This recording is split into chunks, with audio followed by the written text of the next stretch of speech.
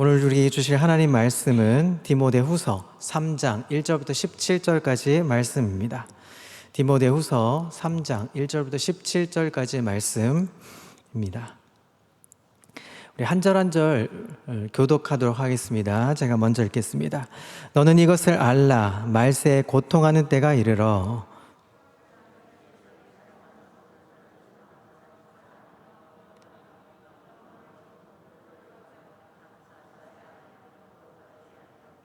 무정하며 원통함을 풀지 아니하며 모함하며 절제하지 못하며 사나우며 선한 것을 좋아하지 아니하며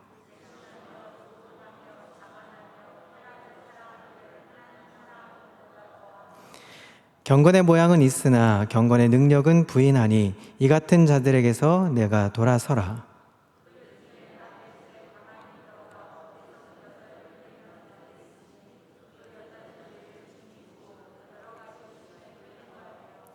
항상 배우나 끝내 진리의 지식에 이를 수 없느니라.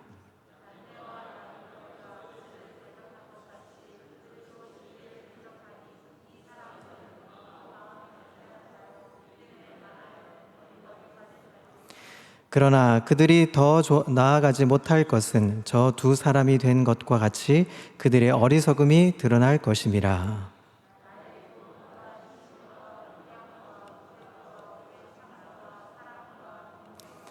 박해를 받음과 고난과 또한 안디옥과 이고니온과 루스드라에서 당한 일과 어떠한 박해를 받은 것을 내가 과연 보고 알았거니와 주께서 이 모든 것 가운데서 나를 건지셨느니라.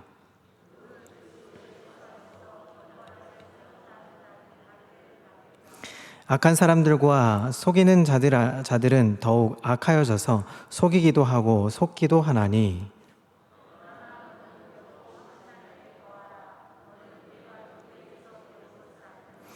또 어려서부터 성경을 알았나니 성경은 능히 너로 하여금 그리스도 예수 안에 있는 믿음으로 말미암아 구원에 이르는 지혜가 있게 하느니라.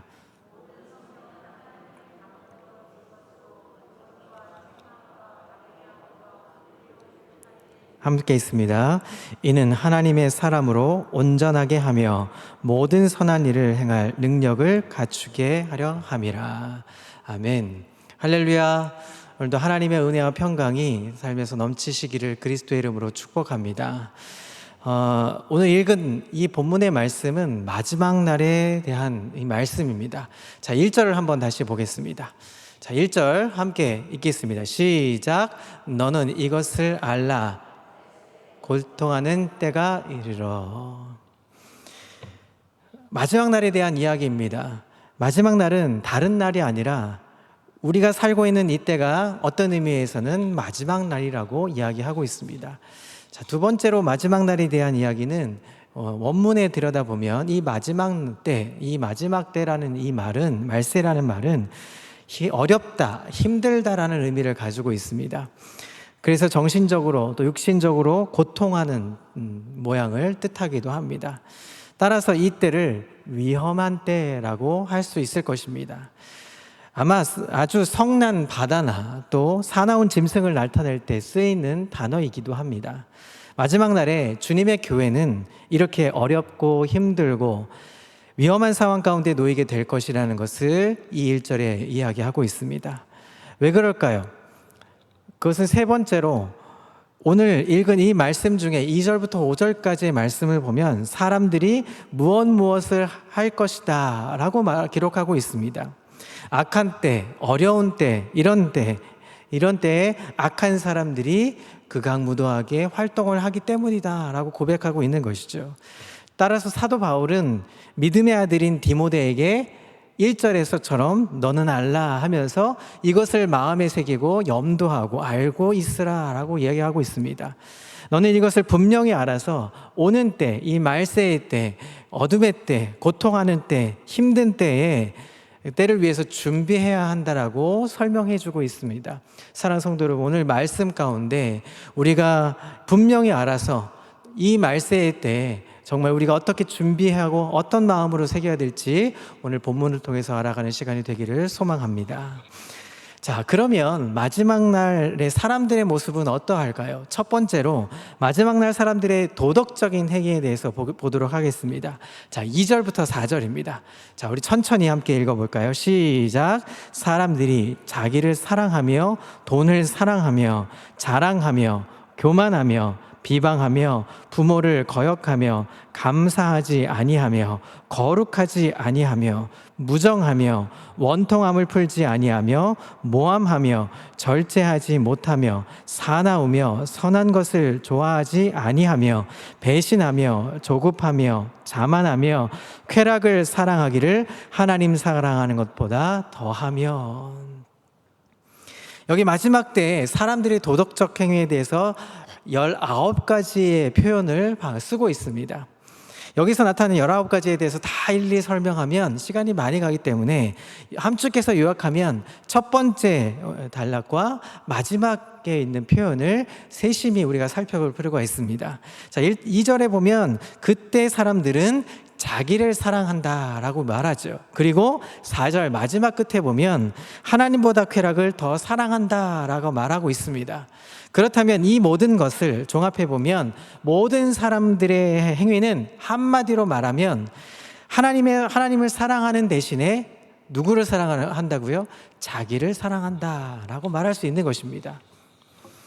19가지의 표현을, 자, 이것을 마치 구슬로 표현해서 한 꾀에 꼬이면 어떤 단어를 쓸 수 있냐면 사랑이라는 단어라고 말할 수 있습니다.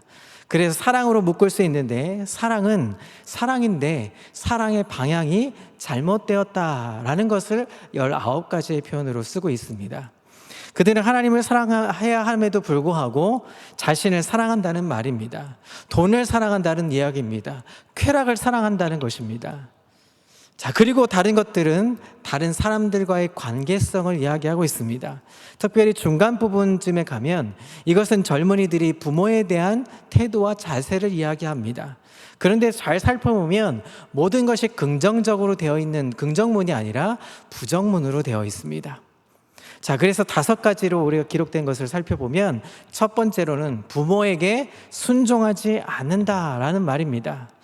성경은 부모에게 순종하라고 했는데 그렇지 못하다라고 얘기합니다. 부모에게 순종하지 않는 것은 말할 것도 없고 부모를 학대하고 패륜적인 행위를 하는 우리 주변의 요즘 모습을 종종 보기도 합니다. 가슴이 아프고 아주 무서운 이야기죠. 두 번째로 감사치 않는다라고 합니다. 성경은 범사에 감사하라라고 말하는데 감사하지 않는 세대가 말세의 때라고 말합니다. 감사는 외부적인 조건에 있는 것이 아니라 감사는 우리 마음에 있는 것입니다. 우리가 살아가는 환경과 조건이 전에 비하면 지금은 많이 나아진 형편이죠. 비록 어렵고 힘든 시간을 보내고 있지만 그럼에도 불구하고 우리 옛날에 비하면 지금은 정말 형편이 좋은 형편입니다. 생활이 전에 비하면 얼마나 우리는 윤택해졌습니까? 그런데 전에 비하면 우리는 감사가 더 많이 크고 더 입에서 감사의 이야기가 더 많이 나와야 되는데 정말 그렇게 하느냐는 것입니다. 세 번째로 경건하지 않습니다. 경건의 모양은 있을지 몰라도 경건의 능력은 부인합니다. 하나님이 이렇게 말씀하시죠. 내가 거룩하니 너희도 거룩하라 말씀하십니다. 경건에 이르기를 연습하라고 하십니다. 그리고 경건에 힘쓰라고 말하시는 그 음성에 우린 귀를 기울이지 않습니다. 경건에 이르기를 힘쓰지 않는다는 것입니다. 경건한 생활을 하려면 어떻게 합니까? 절제하는 생활을 해야 합니다. 그런데 절제해야 하는 생활을 하려고 하지도 않고 어떻게 갑니까? 이 육체를 따라 우리는 그것을 쫓아가기도 합니다. 네 번째는 무정합니다. 이 무정하는 표현은 정이 없다는 말입니다. 성경은 뭐라고 얘기합니까? 서로 사랑하라 라고 말합니다. 그런데 우리는 서로 사랑하지 않습니다. 자기만 사랑하는 사람, 자기만 사랑하고 다른 사람들은 사랑하지 않는다는 것입니다. 사랑은 조건이 없죠. 이 사람 저 사람 어느 누구나 사랑할 수 있어야 되는데 우리는 이권에 맞으면, 조건에 맞으면 사랑하고 조건에 맞지 않으면 사랑하지 않습니다. 그것은 진정한 사랑이라고 말할 수 없죠. 성경은 자기를 사랑하는 것처럼 이웃을 사랑하라고 말씀하고 있습니다. 오늘날 우리는 다른 사람들을 어떻게 대합니까? 다른 사람들이 어떻게 살아가든 어떻게 지내든 상관없이 나만 편하면 돼라고 생각하고 지금 세대는 그렇게 살고 있습니다. 정이 없는 사회, 살아가는 맛이 없는 사회라고 사람들은 이야기합니다. 그리고 사람들은 이 비인격화된 세상을 비인간화라고 표현하기도 합니다. 비인간이라는 것은 무엇입니까? 그것은 도덕이 없는 사회, 비인간의 사회입니다. 여러분, 도덕은 어디서 옵니까? 양심에서 나온다고 말합니다. 인간이 되려면 도덕이 있어야 하죠. 그런데 비인간화가 되어가는 과정이 되면 도덕적인 문제는 사라집니다. 자식이 부모를 살해하는 사회는 비인간화 되어 있는 사회이죠. 그리고 남을 의식하지 않는 사회도 역시 비인간 사회입니다. 그것은 바로 무정하다라는 표현을 쓰는 것입니다. 다섯 번째, 원한을 품지 않는다, 원한을 풀지 않는다라고 말합니다. 사람들이 원한을 풀지 않아서 일어나는 비극적인 상황들이 요즘 뉴스를 통해서 자주 보죠. 사람이 살다 보면 억울한 일을 당할 때도 있습니다. 그리고 살다 보면 아주 분한 일을 당할 때도 있습니다.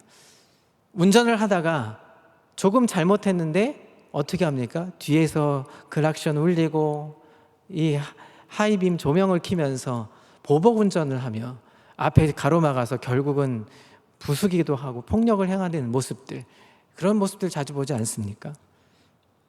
분이 풀리지 않으니까 일어나는 끔찍한 사건들, 살해 이런 것들은 종종 일어나는 사건들이죠. 엄청난 비극이고 무시무시한 세상 속에 살아갑니다. 그것은 우리가 원한을 풀지 않기 때문입니다. 이것이 말하자면 마지막 날, 말세 때에, 어려운 때에, 고통하는 때를 표시하고 있는 것입니다. 마지막 때의 특색이 무엇이라고요? 결론적으로 자기중심적인 생활을 하는 것이 바로 이때라는 것입니다. 우리는 먼저 하나님을 사랑하고 그리고 이웃을 사랑하고 그리고 나 자신을 사랑해야 되는데 순서가 뒤집히면 어떻게 됩니까? 우리 자신을 먼저 놓고 본다면 하나님은 저 뒷전에 나중으로 밀려나는 것입니다. 오늘 이 시대의 근본적인 부분이 문제가 바로 여기서 시작되는 것입니다. 그것은 사람들이 자기 자신을 사랑하기 때문입니다. 이런 심각한 문제, 그렇다면 해결할 수 있는 것은 어디에서 올까요? 복음의 약속대로 새로 나는 것, 바로 새 피조물이 되어져야 한다는 것입니다. 그래서 자신만 위하던 그 자리에서 타인을 위한 자리로 우리는 가야 합니다. 안으로 굳기만 하던 이 팔이 세상 밖으로 펼쳐져야 한다는 것입니다. 그럴 때 그 복음은 우리의 마음과 생각 그리고 삶 전체를 새롭게 하는 힘이 주어집니다. 그래서 근본적으로 자기중심의 자리에서 하나님의 중심의 자리로 이끌어주는 것이 바로 복음의 능력이 되는 것입니다. 우리가 하나님의 중심의 사람이 될 때 하나님의 사람이 될 수 있는 것입니다. 사랑하는 성도 여러분, 하나님 중심으로 살아가서 하나님의 사람이라고 불려지기를 그리스도의 이름으로 소망합니다. 자, 오늘 마지막 날의 문제는 바로 이 도덕적인 표준이 자기 중심적인 모습부터 시작되었기 때문에 말세 때, 이 고통하는 때가 계속된다라고 말씀하시죠. 두 번째는 이 마지막 날에 사람들의 종교 생활은 어떠한가 하는 것을 볼 수 있습니다. 5절에 경건의 모양은 있으나 경건의 능력은 부인한 자라고 얘기합니다.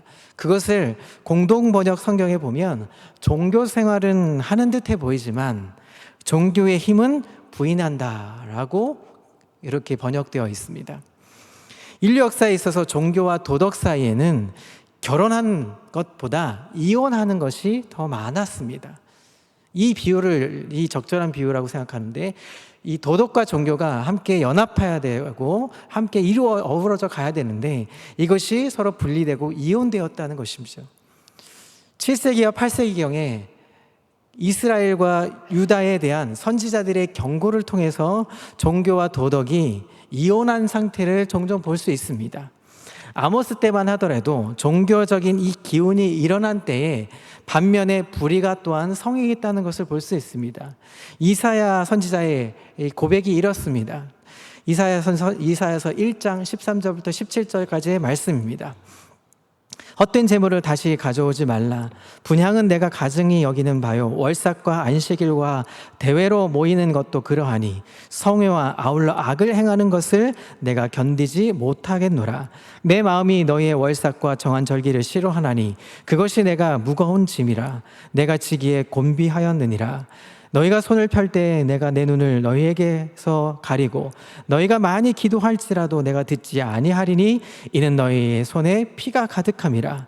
너희는 스스로 씻으며 스스로 깨끗하게 하여 내 목전에서 너희 악한 행실을 버리며 행악을 그치고 선행을 배우며 정의를 구하고 학대받는 자를 도와주며 고아를 위하여 신원하며 과부를 위하여 변호하라.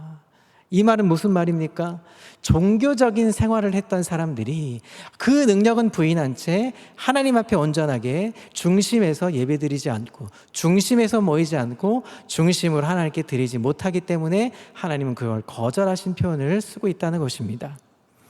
예수님께서도 불의와 부도덕한 그 속에서 사는 이 바리새인들에게 이렇게 얘기하셨죠. 회칠한 무덤이라고 얘기하셨습니다.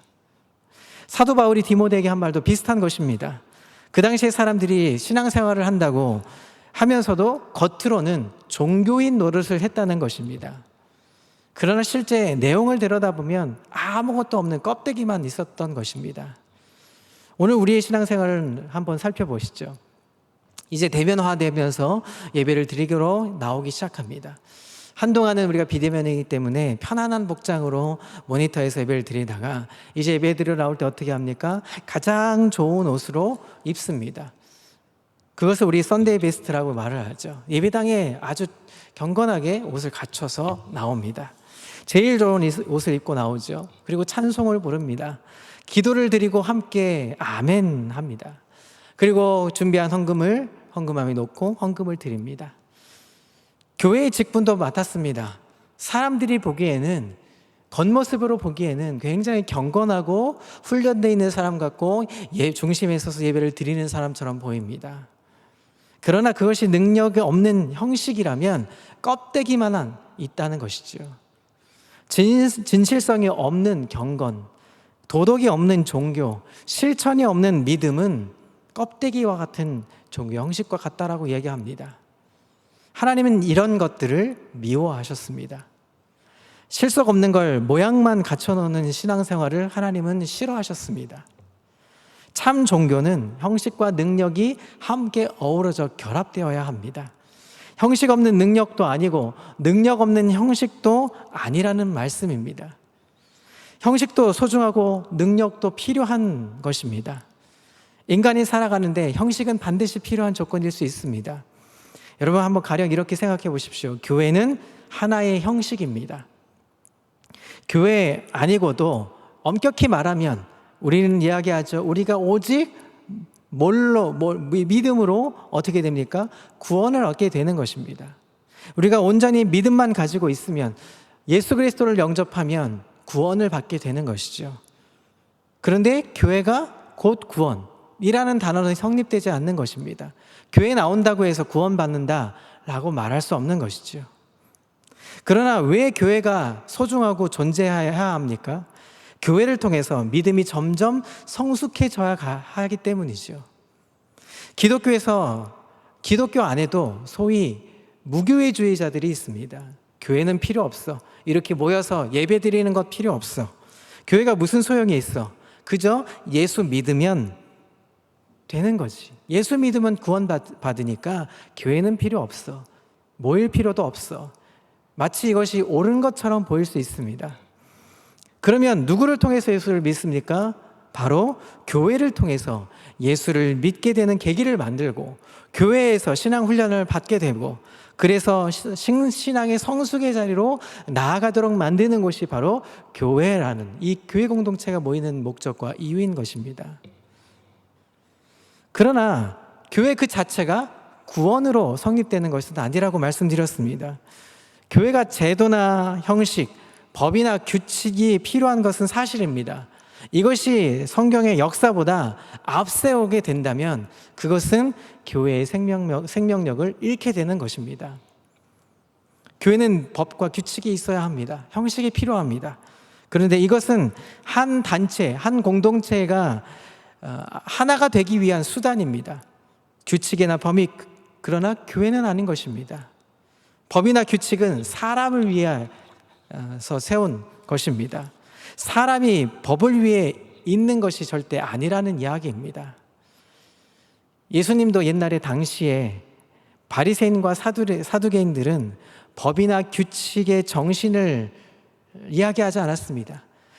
규례와 법도에 대해서 그 정신이 왜 그렇게 되었는가 이해하기 전에 그렇게 하라, 하지 말라 하고 하면 문자 그대로 하라고 했고 하지 않았습니다. 그대로 하지 아니야 하면 어떻게 됩니까? 법을 어기면, 규례를 어기면 그 사람은 정죄받게 되어 있었습니다. 그래서 하나님의 아들인 예수님도 정죄의 대상이 되었던 것이죠. 가령 안식일의 규례만 하더라도 여러 가지 이야기들이 나옵니다. 그 중에 안식일을 거룩히 지키기 위해서 일을 하지 말라라는 이야기가 있습니다. 자, 그런데 어느 날 예수님이 제자들의 일행과 함께 밀밭 사이로 지나가실 때였습니다. 배가 너무 고팠습니다. 그래서 그 밀 이삭을 비벼서 나락을 먹었습니다. 이것을 보던 바리새인 사람들이 예수님을 찾아가서 항의를 했습니다. 당신의 제자들이 지금 안식일을 범했습니다. 왜일까요? 밀 이삭을 잘라서 비벼서 먹었기 때문이죠. 그것을 일이라는 것으로 해석했던 것입니다. 그때 예수님이 뭐라고 답변하셨냐 하면, 옛날 다윗도 배가 고플 때에 성전의 진설병은 사실 하나님께 드리고 사람이 먹지 않아야 되는데 배고플 때 다윗도 그것을 먹었다. 하나님이 용납하셨다라는 것이죠. 안식일을 위해서 사람이 존재하는 것이 아니라 사람을 위해서 안식일이 존재하는 것이다라고 예수님은 분명하게 밝혀놓은 사실이 성경에 기록되어 있습니다. 여러분, 오해하지 마십시오. 사람이 법을 안 지켜도 된다라는 말이 아닙니다. 법과 질서를 반드시 우리는 지켜야 합니다. 교회 공동체 안에서도 사회법도 우리는 준수하고 잘 지켜야 합니다. 그러나 법을 위해서 사람이 있는 것이 아닙니다. 사람을 위해서, 공동체를 위해서 법이 존재하는 것입니다. 신앙생활도 마찬가지죠. 교회를 위한 법이고 신앙을 위한 규칙이지 법이나 규칙을 위해서 그것이 서 있는 것이 아니라는 것입니다. 따라서 법 자체도 중요하지만 왜 이런 법이 만들어졌을까? 그 법의 정신을 알고 있어야 한다는 것입니다. 자, 세 번째로, 이런 종교 생활뿐만 아니라 지적인 모습도 어떠했는가를 우리가 살펴봐야 합니다. 자, 7절과 8절 말씀에 이 지적인 모습이 어떤 모습으로 되어 있는지를 설명해 주고 있습니다. 자, 7절과 8절 함께 읽습니다. 시작. 항상 배우나 끝내 진리의 지식에 이를 수 없느니라. 얀네와 얀브레가 모세를 대적한 것 같이 그들도 진리를 대적하니 이 사람들은 그 마음이 부패한 자요 믿음에 관하여는 버림받은 자들이라. 또 6절에 뭐라고 얘기하냐면, 그들 중에 남의 집에 가만히 들어가 어리석은 여자를 유인하는 자들이 있으니, 자, 그 여자는 죄를 중히 지고 여러 가지 욕심에 끌린 바 되었다라고 말합니다. 자, 마지막 때가 되면 사람들의 방법은 어떠하느냐? 직접적이고 공개적인 방법이 아니라 뒤로 은밀하게, 비밀이, 은근슬쩍 이런 표현을 쓴다는 것입니다. 그들은 살금살금 들어옵니다. 앞문으로 당당하게 버젓이 사용하기 위해서 버젓이 들어오는 것이 아니라 뒷문을 사용해서 슬그머니 몰래 들어온다는 것입니다. 그래서 많은 사람들이 달콤한 말을 듣고 넘어가게 되는 것이죠. 그 약점을 알아서 그 악한 세력들은 그 약점을 집요하게 물고 이 집 저 집 찾아다니면서 옛날이나 지금이나, 그래서 악한 세력들이 지금도 존재하고 우리를 유혹하고 틈타게 만드는 것입니다.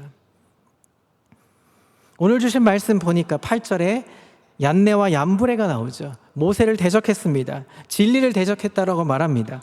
마음이 부패하고 믿음에 관해서는 버림받은 사람이라고 얘기합니다. 이들은 어떤 사람들이냐면 아주 간교했던 사람들입니다. 사도 바울이 가르친 진리를 대적하는 것, 그 당시에도 거짓 교사들이 그 교회 안에 침투해서 거짓말하고 거짓 증언하고 말씀을 왜곡시켜서 다른 복음을 증거했다는 것을 삼가하는 경고의 메시지로 8절은 이야기하고 있습니다. 이들은 어떻습니까? 이성이 부패했다고 말합니다. 믿음의 낙오자였던 것이죠. 그들은 더 이상 앞으로 나아가지 못합니다. 그들의 어리석음도 얀네와 얀브레처럼 모든 사람 앞에 결국은 드러나게 되어 있는 것입니다. 그런데 우리 사랑하는 성도 여러분, 사도 바울은 이렇게 마지막 날에 처한 사람들의 생활 모습을 말하면서 다시 한번 디모데에게 경각심을 불러주면서 간곡히 요청합니다. 10절을 보겠습니다. 함께 읽습니다. 시작. 나의 교훈과 행실과 의함과 믿음과 오래 참음과 사랑과 인내와. 그러나 너 디모데야, 너는 이런 사람들과 달리 살아라 하는 이야기입니다. 이 말씀이 오늘 우리가 살아가는 우리에게도 같은 의미로 전달되기를 그리스도 이름으로 소원합니다. 교훈과 생활과 계획을 따라야 합니다. 뿐만 아니라 내 믿음과 참을성과 사랑과 인내로 본받아야 하는 것입니다. 14절에 뭐라고 얘기합니까? 14절에 중요한 메시지를 우리에게 디모데에게 던져주고 있습니다. 함께 읽습니다. 시작. 그러나 너는 배우고 확신한 일에 거하라. 너는 내가 누구에게서 배운 것을 알며. 사랑하는 성도 여러분, 배우고 확신하는 이 진리 안에 거할 수 있기를 그리스도의 이름으로 소망합니다. 우리가 배운 것이 있고 우리가 교회 공동체에서 배우고 교회에서 익힌 것들이 확신 있게 세상 앞에서 담대하게 그 진리를 전할 수 있고 머물 수 있어야 한다는 것입니다. 바울의 이 간절한 심정은 무엇이었겠습니까? 우리 믿는 사람들, 그리스도인들은 세상 사람들과 달라야 한다는 것을 보여주고 있는 것입니다. 우리는 바람에 흔들리는 갈대처럼 세상이 하는 대로 이리 밀리고 저리 밀리고 이리 치고 저리 치고 해야 될 사람들이 아니라는 이야기입니다. 이 세상의 세찬 바람이 때로는 직접적으로 또 때로는 간접적으로 불 때라도 우리는 그 유혹 앞에서 그 유혹을 이길 수 있는, 그래서 믿음의 확실한 것들을 채워가서 확실한 것에 거하고 확실한 것을 말할 수 있는 자들이 되어야 한다는 것입니다. 그래서 하나님의 말씀은 우리에게 움직이지 말고 산 위에 서서 바위처럼 굳게 서 있으라고 이야기합니다. 이 이야기는 고린도 교회에게 이 바울이 편지를 보내면서 군대 용어를 사용하고 있습니다. 고린도서 16장 13절을 보도록 하겠습니다. 함께 읽습니다. 시작. 깨어있으라. 함께 읽습니다. 시작. 깨어있을 때 굳게 서서 경건하라. 남자답게 경건하라. 어떻게 얘기합니까? 이 군대 용어를 쓰면서 하나님 앞에 설 때에 굳게 서서 남자답게 용기 있게 담대하게 서 있으라고 이야기하고 있는 것입니다. 사도 바울은 이렇게 그리스도인의 올바른 자세에 대해서 분명히 알아들을 수 있을 만큼 말씀했지만, 복음은 이렇게 분명하게 가르치지만 따르는 사람들의 마음의 태도와 자세가 우리가 다를 수 있다는 것을 경고의 메시지로 성경은 보여주고 있는 것입니다. 그들은 복음을 떠나서 복음이 가르치는 대로 살지 않고 자기 자신만을 사랑했습니다. 돈을 사랑하고 쾌락을 사랑했습니다. 자, 그런데 디모데는 달랐다는 것이죠. 그는 자신의 육신적인 소욕을 따르지 않았습니다. 자기 자신의 이상을 쫓지 않았습니다. 그는 온전한 사도 바울의 가르침을 쫓기 위해서 애쓰고 힘썼습니다. 하나님으로부터 사도 바울에게 전해진 이 복음은, 바울로부터 시작된 이 고백의 복음이 이제 디모데에게 횃불이 들려지면서 그대로 지키고 복음 안에 머물게 되었다는 것입니다. 이것이 디모데가 세상을 따르지 않았다는 것을 성경은 확실히 있게 보여주고 있는 것입니다. 13절에 이렇게 말합니다. 악한 사람들과 속이는 자들은 더욱 악하여져서 속이기도 하고 속기도 한다라고 말합니다. 그러나 너 디모데야, 너만은 이런 가운데서도 상관하지 말고 더 앞날을 향하여서 복음 안에 머물라 하는 것이 오늘 디모데후서 3장의 이야기인 것입니다. 사랑하는 성도 여러분, 우리가 악한 사람들, 사기꾼처럼 되지 않고 온전히 배운 바 복음 안에 머물렀을 때 확신한 일에 거하며 세상 사람들한테 그 명분을 보여줄 수 있는 증인의 모습으로 살 수 있기를 그리스도 이름으로 축복합니다.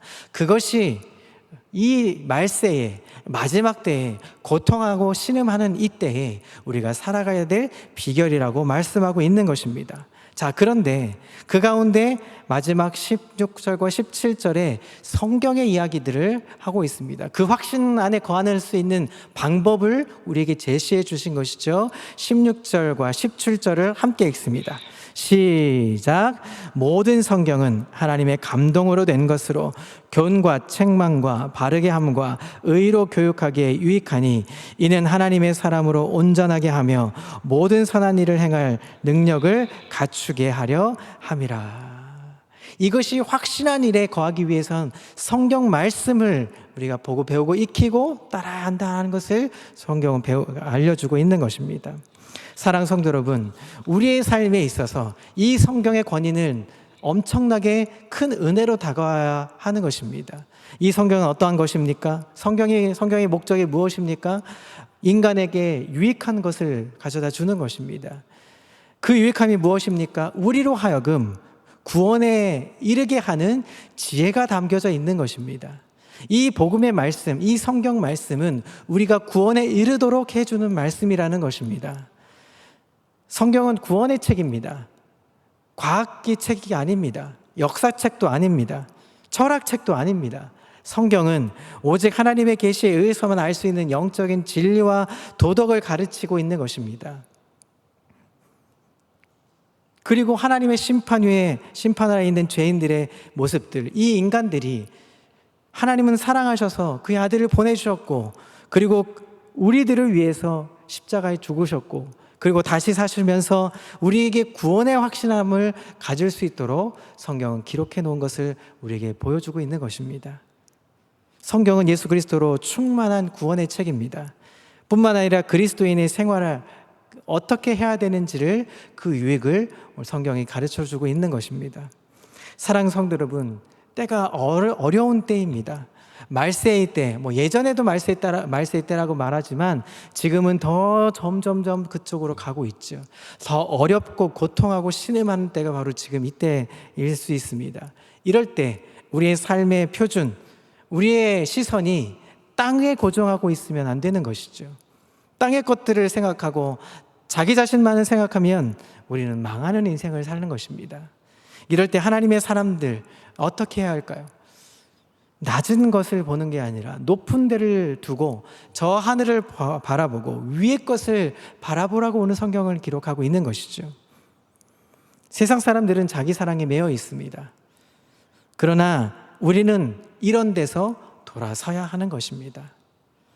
그래서 우리는 이 세대가 어떻게 변하든 상관없이 우리는 이 복음 안에 머물면서 하나님의 자녀가 될 뿐 아니라 그리스도인의 성숙함을 위해서 확신한 일에 거하며 확신한 일을 보여줄 수 있는 이 어려운 때, 마지막 때에 정말 증인의 모습으로 그 은혜의 삶을 사실 수 있기를 그리스도의 이름으로 축복합니다. 함께 우리의 말씀을 생각하면서 이제 찬양의 자리로 나아가겠습니다.